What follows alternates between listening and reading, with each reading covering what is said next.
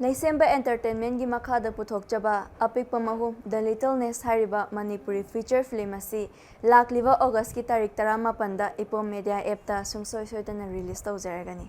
Hariba film asi lairiba Manipuri feature film singdagi top mahau ama phangani haibagi thajaba adu isada leijai. Maram asina film asibu mayamna soidana mityeng tabiyu aduga amana pre-booking tawbagi khudong chaba dusu ngasidagi pizari.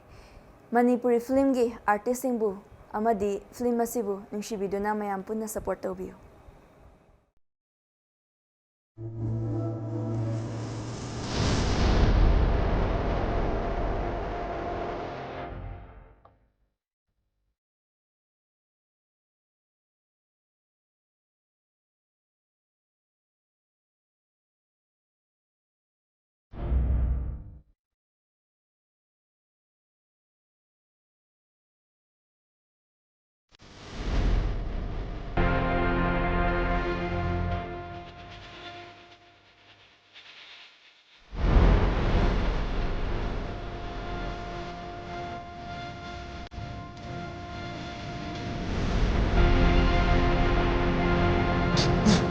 Ni lagi di pun ni macam ni aja.